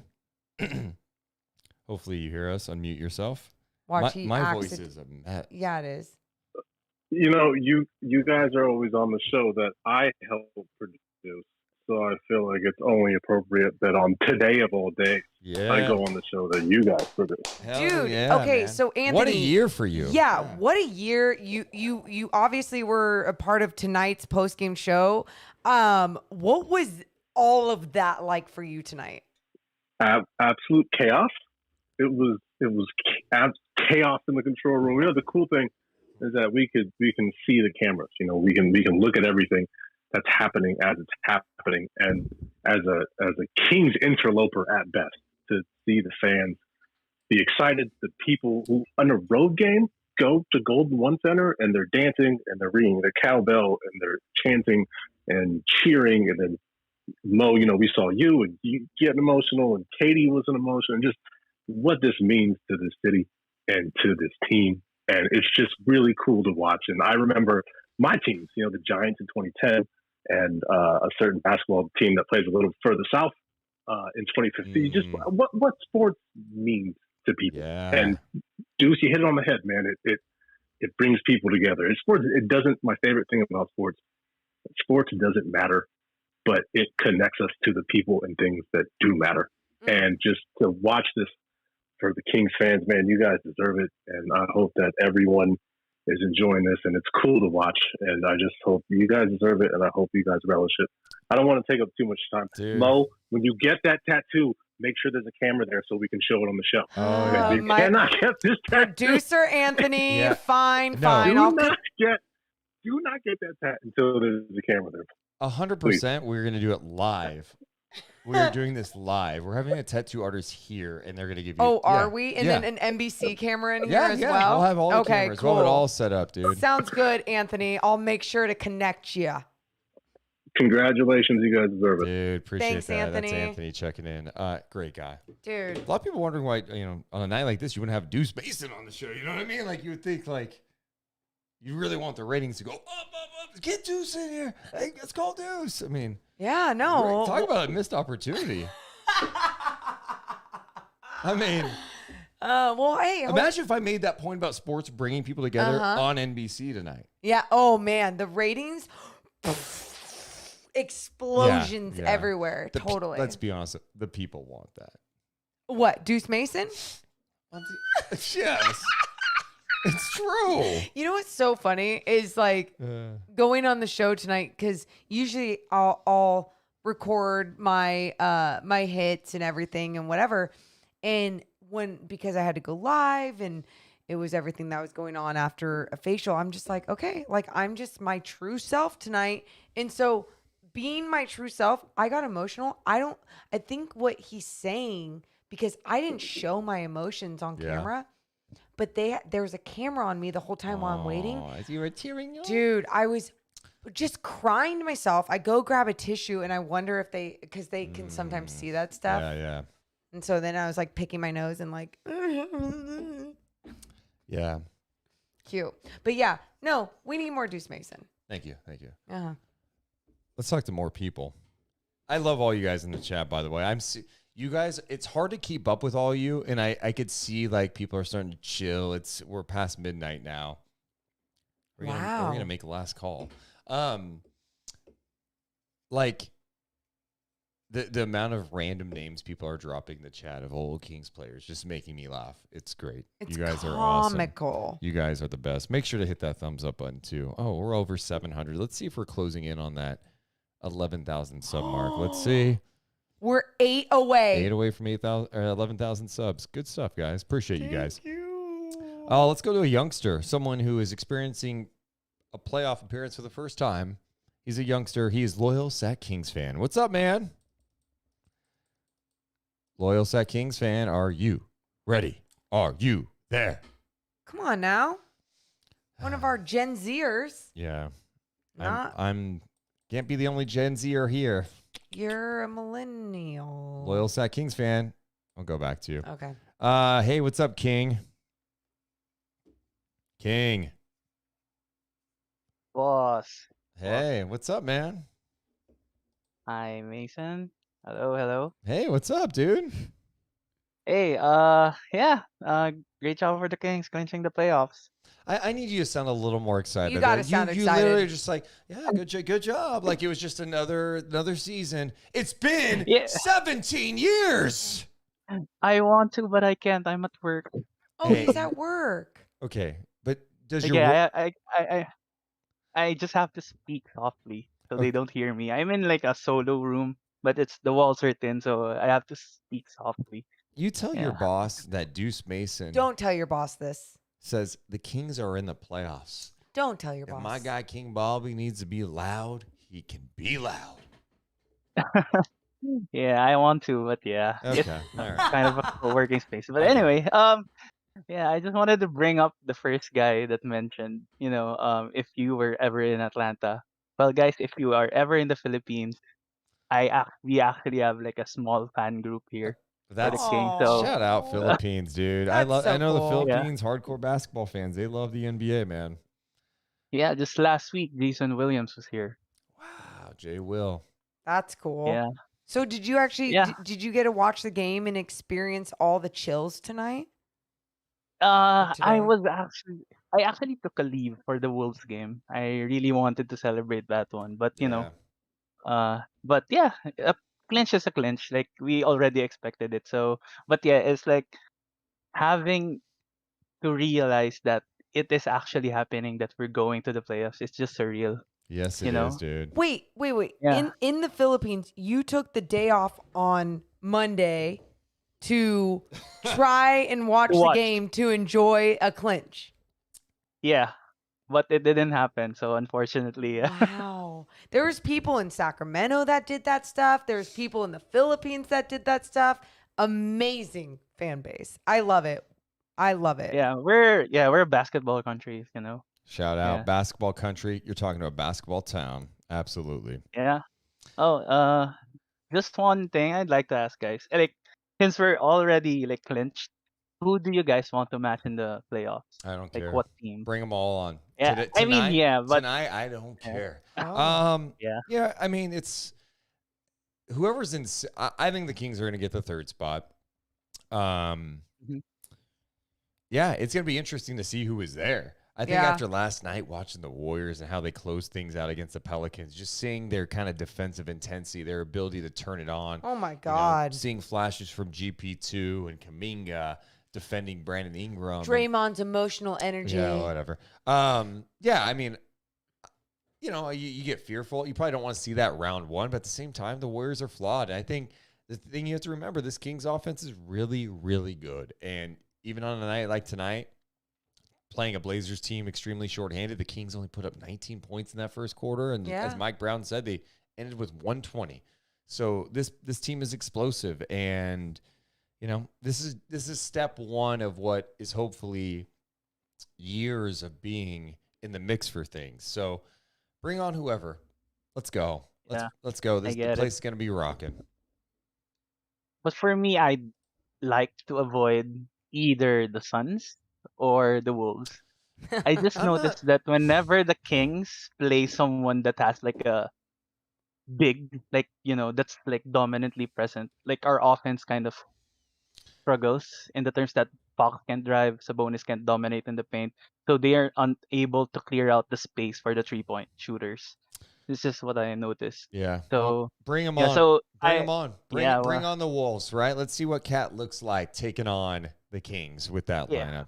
By the way, But if I the had, T-Wolves did lose sorry, tonight. T-Wolves did lose to Phoenix tonight. yeah, I heard, So, I saw. I want the Warriors just because I want to shut up all these bandwagons here in the Philippines. yeah, shut them all up in the Philippines, dude. Well, Yeah. King, Yeah. I appreciate you checking us out, man. Yeah. Just to close, Morgan, I got the postcard that you sent me. Thank you very much. Oh, Like that's the nice of you. Davion one. Of Yeah. course. And yeah. No. And if ever you're in the Philippines, guys, I got you guys. Hell yeah! Aw. Shout out the Philippines. Thanks, King. All right. Just hit me up or whatever. Yeah. See ya, man. He's so sweet. Can we also acknowledge that last year, this is how far we have come. What? Last year, a fan puked on the floor during a game, and Luke Walton got fired that night. Vomit Man. Yeah. Where is that guy? We do need to interview him. Remember, there's certain things Yeah. that we are worried about, like if he had like an alcohol problem or if there's something darker and deeper to it. Yeah. But if it was just like a good night and he threw up on the floor somehow, I don't know how that happens. Yeah. So we're trying to figure it out. Since King Bobby had to, like, his energy was kind of low because he was in the office, I want to bring up the energy. I want to play my video outside Golden One. course you This was do. tonight before night chat. I went out there, and I don't know why. Of course, I'm live on YouTube, and I cut a promo. 2006. Just soak that shit up and get ready because game one is going to be in this building. Game one of the first round of the playoffs is going to be right here. Let's go! With 18,000 people here chanting, light the beam, light the beam, light the beam, light the beam, light the beam, Dude. light the beam, light the beam. It's Sacramento. We are going to bring it. Dude. Your stupid ass jacket. That thing killed. Like if I saw some freaking fan from a different fan base rocking a furry jacket that lights up all the time, I'd be like, what a douche. Do you like, this is where me growing up a wrestling fan, Yeah. I started off not facing the crowd. And then as I turned the crowd, I increased the volume of saying, the first round of the playoffs right here. And they're going to be chanting. That's kind of like The Rock. Chanting my name. You know. But it's not your name. It's like the beam. Rock, light the beam.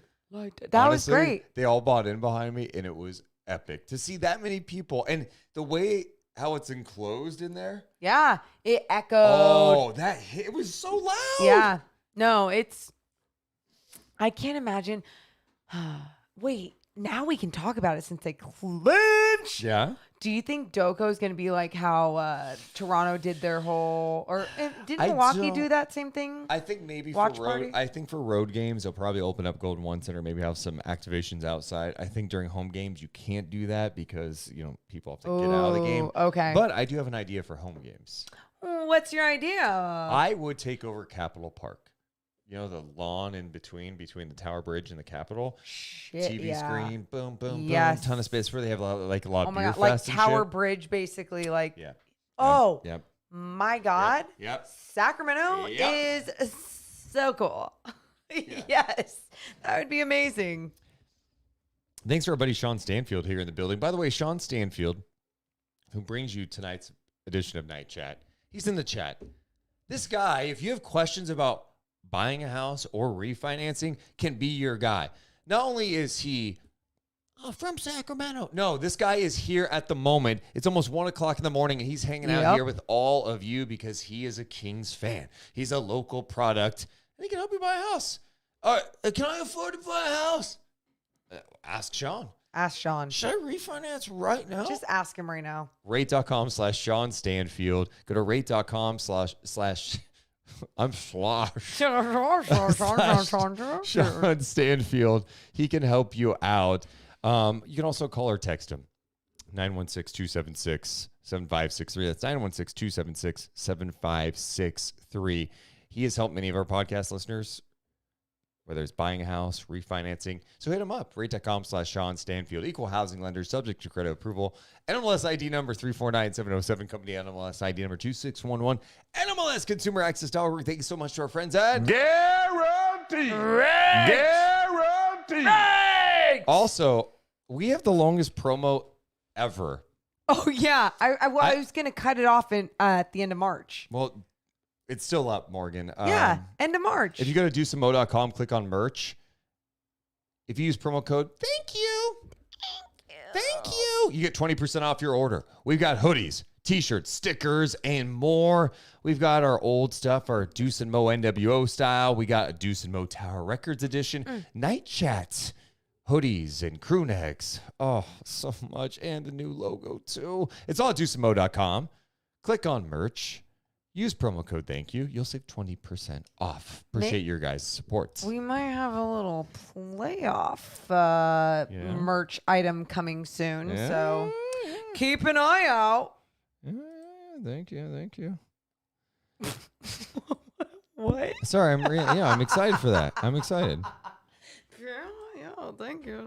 Someone just shared this in our Discord. I just want to show this. Someone just said it in night chat. We went from this. Oh, God. Look at that. Oh, God. 128 to 68. Oh, okay, why are we? What is this? No. Photoshop. No. Our Discord gets wild sometimes, man. It's a good time, though, right? It's a great time. It's a great time. It's a great time. Great community we have. Yeah. We got more people who want to chat too. Let's go. Lil Sack Kings fan says his phone is working. Oh my God. We have so many people here. I thought are we going to go to the snug still? Can't. Well, We have time. last call's at 2. We're doing last call here. What does that mean? There's a few more calls. Oh, okay, sure. Rapid fire, man. Let's check in with Loyal Sack Kings fan. What's up, Loyal Sack Kings fan? Dude, this is the second time we're going to you, and you're not here. No way. You're a Gen Zer. You're You supposed to know how to son do your things. Of a gun. Going once. Hey, are you there? Hello? Hey, there you are. What's up, man? You're up way too late. No, I'm not. Oh. Well, what'd you think about tonight's game? How you feeling? It feels great. Okay, you sound way too down right now. Are you not supposed to be on here with us right now? Are you supposed to be asleep? No, I lost my voice. I was yelling earlier. How does this feel? This is the first playoff team you're witnessing. I did cry a little too hard. Did you really? Yes. Yeah, Initially I didn't cry. It was because my grandma called me and I told her that I told her I don't think the Kings are gonna make the playoffs, and she said, and she's been watching me because she really wanted this for me, so that's why I started crying. Oh, that's cute, man. That's really cute. I'm glad you had that moment with your grandma, man. That's cool. So what's been your favorite moment this year? Is it tonight? Yeah, tonight, and probably when we won in double overtime. What's this team meant to you, man? It's the best team in my life. You know, it's meant a lot for me because I could have been like all the other kids my age and just become a Warriors fan and just always seen winning, but I stuck with them. So this team does mean a lot to me. And I got very emotional. Wow. Wow. No, thank you for sharing that with us. Hey, and thanks for always being here with us too. You're, one of our few Gen Zers, and we appreciate your young mind always being here. Oh, thank you. I just think too, like when I was 13. Yeah. And it was 2001 or 02, whatever. And the Kings were in the midst of such a fun time as a kid. And I had Go Kings shaved in the back of my head. But yeah. I went to Supercuts and did it too, which, that's not the place to go to get They'd put white out on the back of my head and wrote out Go Kings and tried to shave Go Kings in the back of my head. Did not look good. Should have gone to a barber. They would have done it perfectly. Okay. Going to like some Supercuts person. Got it. But it's crazy because like you will remember this team forever. Like I remember the 2001 team, and I will forever. every player and what that meant to me, seeing their success, feeling the Yes. heartbreak of the playoffs and not reaching the ultimate goal of winning a championship. And, you know, I rooted for a guy like Doug Christie, and now I'm friends with Doug Christie, and even talking to him, you know, he was telling me before a couple games ago, we were talking, and before the game, and he really believes this team can win a championship. I'm like, I believe they can win a championship too. So. and I love that. And I was like, That's cool. Doug really goes, I do. There's some things we have to do. But Doug's whole thing is like, he appreciates the moment. He's happy for the fans. Yeah. But he's like, I didn't come here to make the playoffs. Yeah.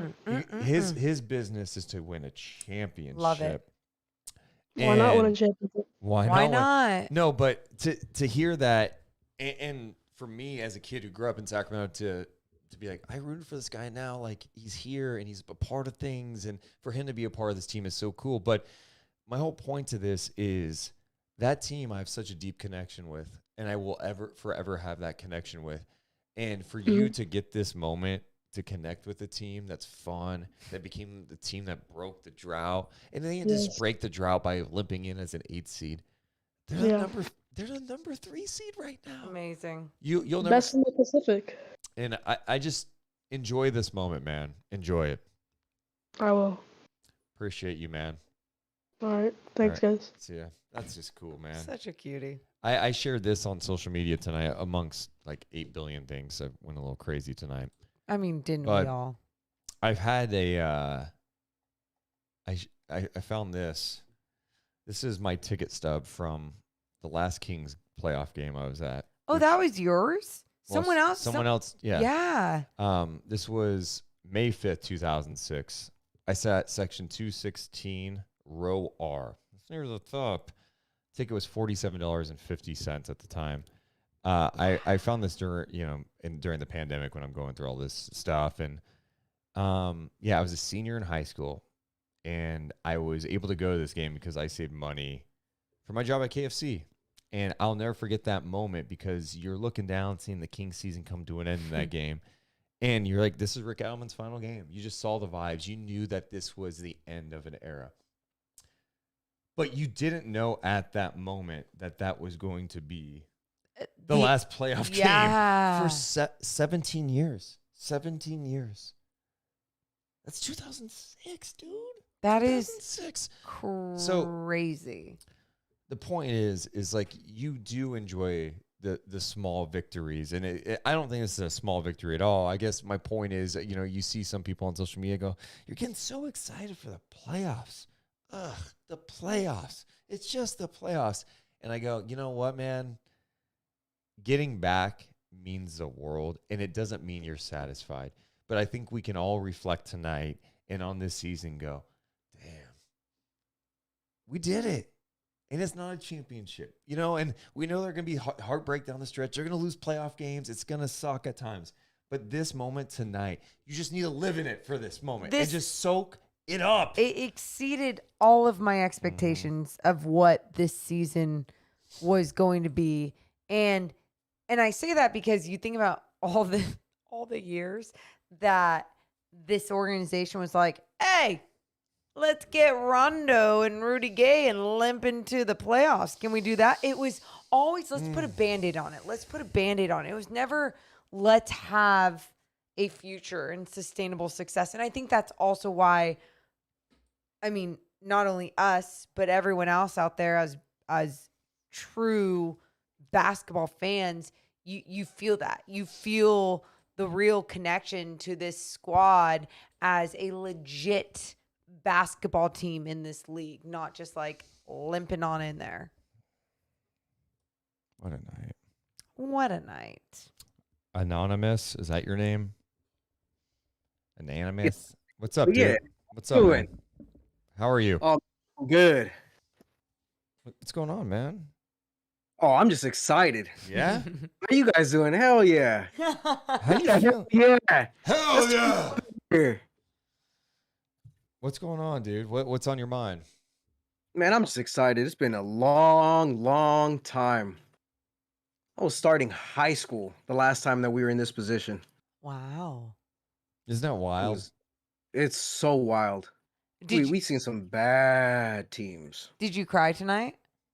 You know what? I didn't. I don't think it's gonna hit me until we see all the, all the towels going in that first playoff game. Oh, That's when I think it's yeah. gonna hit me. Dude, and I haven't even wrapped my head around that. The literal first playoff game in that building. Do you understand what that's going to be like? Oh, Oof. I was asked about that tonight, and I was just like, oh, it's going to be louder than ever, but it's going to be loud, you guys. Tell me if you agree with this. It's going to be loud with like passion and love, like not just audio, but truly like you're going to feel the energy through people's voices. You know, the other thing I'm going to mention. Yeah.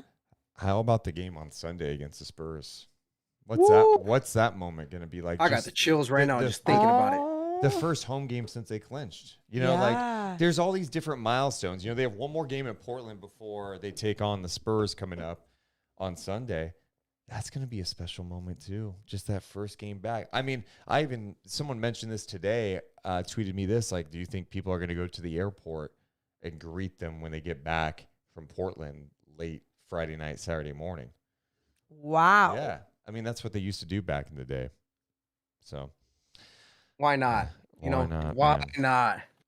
Dude, I'm so glad you're enjoying this moment, though. Yeah, it's been a long road, and when we were at Doko tonight, outside watching the beam and just talking to a ton of fans, it's just so fascinating to hear, and you just see the joy on people's faces. Like this guy's like, I bought a bottle of champagne 2 months ago for this moment, and they popping champagne, they're all drinking it. Yeah, and it's crazy what sports can do. Special. It's crazy what a team in Sacramento can do. This is our only team. Oh, yeah. Like pro team. No disrespect to the Republic or the River Cats. I go to those games too. But you know what I'm saying? Like, we all have a deep connection to this team. For sure. And oh, yeah. To have this opportunity to celebrate like this, what have we been able to celebrate? Let's be honest about it. We celebrated when the team stayed. When the new arena was emotional. Was built. Yeah. When they got the number 2 pick. Wah, wah, wah, wah. Draft lottery when they got the number 4 pick, got Keegan. But we haven't had like huge moments. Like there have been games of, the bogey game winner against the Lakers. That was so fun. Or Buddy beat Detroit in Detroit. There's Bielitsa at that game winner. But like to have a legit moment where it's like, wow, we get to an end of a season. We've even mentioned this. The Kings have 46 wins. They can still get 50 wins this year. Oh my God. How crazy is that? Amazing. Yeah. Man. It's just so amazing, honestly. Like, to think how far they've come. It's not a fluke anymore. We're not stuck in the third. Yeah. We earned it. The Kings earned it. Absolutely. Hell yeah. And, it's finally coming to fruition. All the hard work that they've put in. It's just awesome to see. And I just appreciate you guys, Been a fan of you guys since way back in the KHTK days. Aww. It was Deuce and Mo and J. Ross. Yeah. Oh, thanks. Those were good times, man. Those are great times. Yeah, absolutely. Thanks. I appreciate you guys. Yeah, no, we appreciate you, and thanks for being along for the journey, and excited to continue this journey with you. Hell yeah, let's get it. Hey, light the beam. Light the beam. Hell yeah, light the beam. Let's take a few more, Morgan. And then we have to go through super chats. I'm trying to get to all these people that have been waiting. Hey, Venom Fury. What's up, Venom? Hey, can you guys hear me? Yeah, we got you, man. Man, this is, I'm still taking it all in. I mean, it's just such a surreal moment. I'm 19 years old. I've been a fan of this team all my life. My dad used to work security at Arco Arena. He'd bring us to the games. We'd go there and watch us get killed. And it's still such an amazing environment to be in. It's such a crazy fan base, and just being a part of a team where no one really ever took you seriously. Like, oh, you're a Kings fan. Okay, like whatever. And then everybody bandwagoned over to the Warriors during 2015 and their big run. And also being a big part of this, the fan base during the fight to keep us in Sacramento when we were going to leave. I remember I went to the rally where we celebrated. And that was amazing. Being a part of that and that being my childhood, I feel like it gives me a special connection to it. And now looking back at us, celebrating just having a team and just being able to have this environment and this community to be in and to just to be able to connect with people. And now looking at it, like we're in the playoffs, like we're contenders. Like it's insane how far we've come, and it's just I watched this. I watched when we went on that big run in the fourth quarter. We went up by 30. I just started crying, man. That was just I'm looking. I'm like, this team is just so amazing. The community that this team has built, the team that Mike Brown has built. Vivek, I thought about Vivek too. Vivek took over this team when we were at our lowest, and he just brought us from the ground up, Dude. and letting Mike Brown And he wasn't there and tonight, man. I felt bad for him. I Yeah, know, he's it sick. was so sad. And he let Monty McNair do his thing, and Monty McNair and everybody behind the scenes, and Sabonis and Fox and all the players and everybody else. Egan breaking the 3-point record. It's just this was such a great night, and it's just this is going to be a night that I remember for a long time. You know, and to think that this probably isn't even the first time. This probably isn't going to be the only time. This is the first time in a series of I'm assuming long seasons where we're going to continue to be great, and I just cannot wait for what the future holds for this team. I didn't even think about it from like a really young person's perspective. Like we're talking to Little Sac Kings fan who's 13, right? But like you're 19, so you remember more of the really tough year. Like you grew up in it. Like you have never experienced. You have no memories of the good team, and even like that's the other thing. Even if you have some memories of 05, 06, if you're a younger person, have a memory of the last team that made the playoffs, that wasn't the great Kings team, right? Like that was like a team that started off terrible. They traded Peja, took a gamble on Artest. They had Bonzi, who would play like a savage in that series against the Spurs, Sharif Abdur-Rahim. It was like an interesting team, but like they weren't going to win it all. And then it was gone. Like Bonzi left as a free agent. He turned down a deal with the Kings. You know, Adelman got fired, and it just went to hell. But for you to like experience this for the first time is really cool because it's, I mean, there's just nothing like it when your team's good. And Kings fans longtime Kings fans haven't felt it for a long time, obviously, but you've literally never felt it until this year. And it's just, I'm happy for you. I really am happy for you. Thank you, man. I appreciate you guys. I appreciate everybody at Sacktown, 1140, Carmichael Dave. When they showed Carmichael Dave in Portland, I just immediately just remembered all the memories of him being a big part of this, the fighting to keep this team in Sacramento. And it's just all the memories You of this son of a team gun. and meeting. It's You son of a gun. No comment on that, but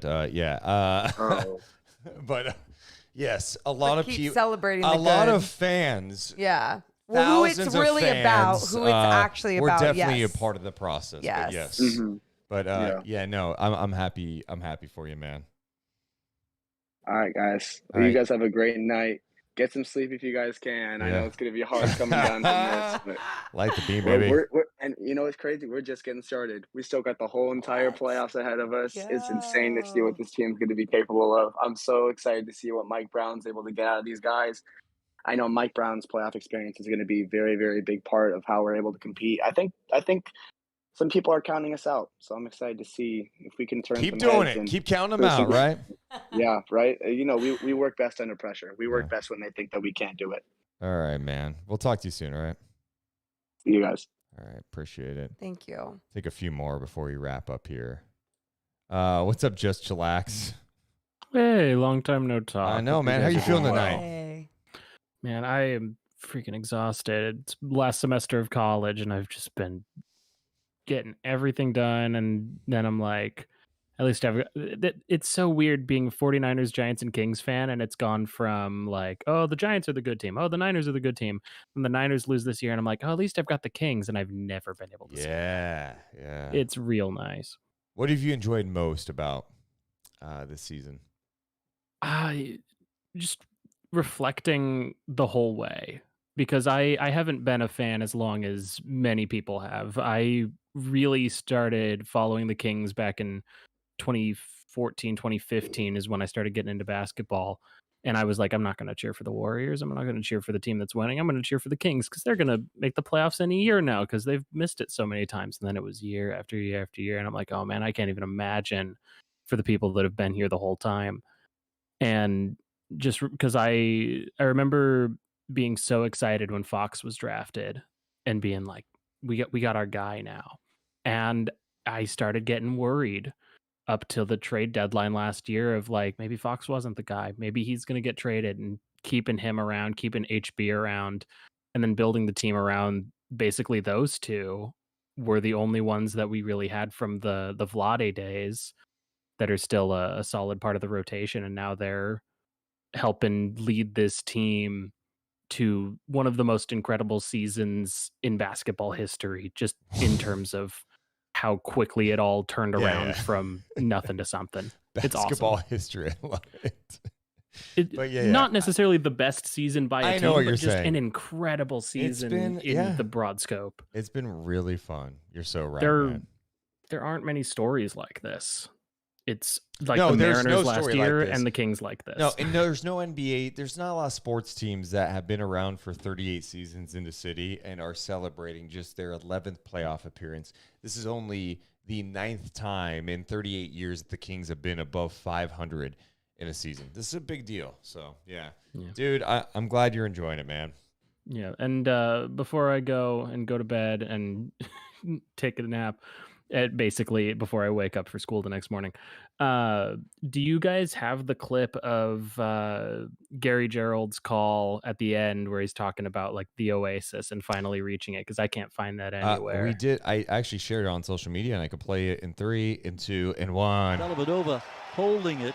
See if he tries to give it up to avoid being credited a turnover or not.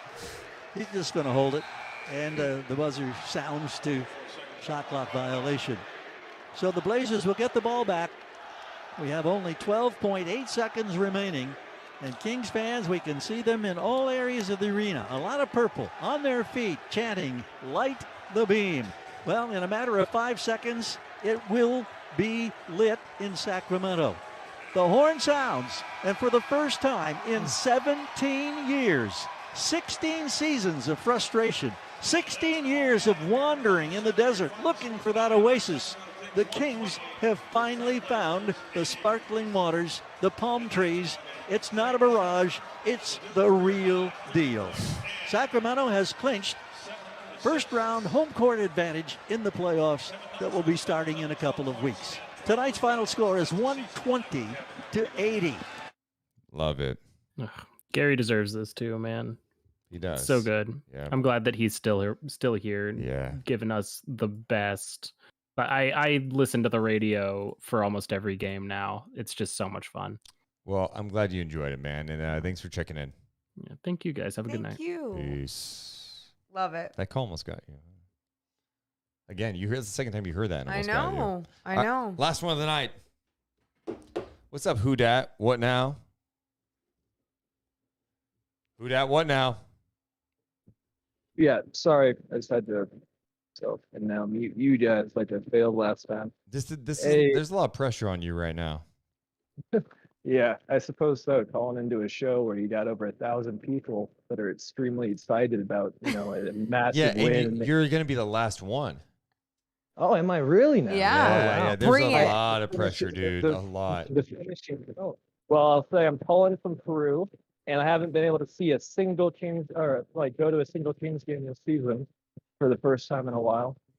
And I remember being just 6, 7 years old, freaking out and seeing the Kobe Bryant commercials when he hit that fall away 3 on us. He just crushed our hearts. Robert Ory then hit it, and just having that heartbreak, and just to finally have this beauty that's showing up, and just so many people cheering. We're getting our bandwagoners, getting people all over the world, the Philippines calling in. Like, man, there's so much energy. Incredible.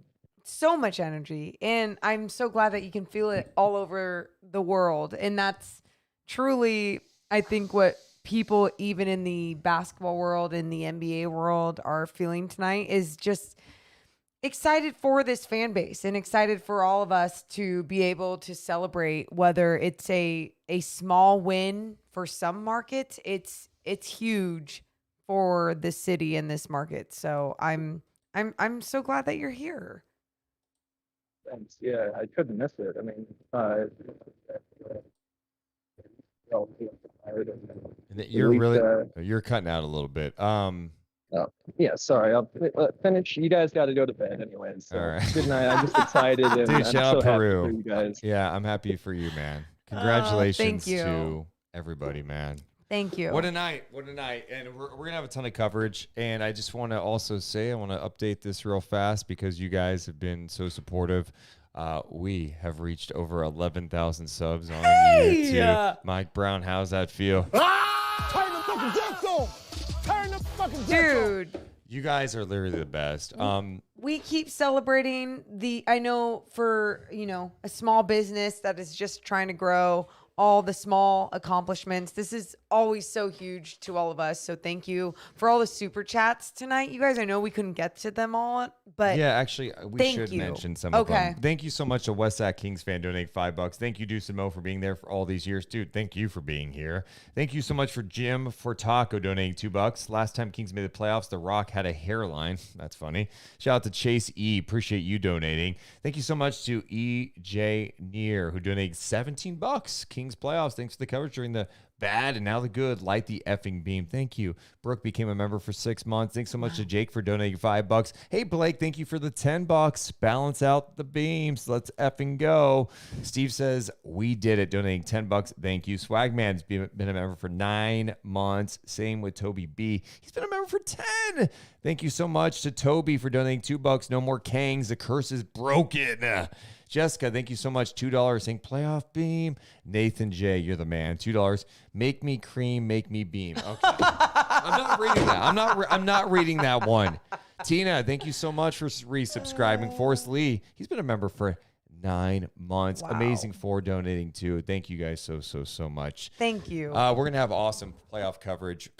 We'll have a ton of coverage coming up. Just stay locked in with us. We appreciate your guys' support so much. I'm beyond happy for Kings fans tonight. We've been in this for a long time. We did it, you guys. Go to sleep. Enjoy it. Shout out to everyone who's been a part of this journey. And Sleep Beams, we love you, but we got to go. Best community I've ever been a part of. Sleep Beams, everybody. Deuce and Mo, Deuce and Mo, Deuce and Mo. They tell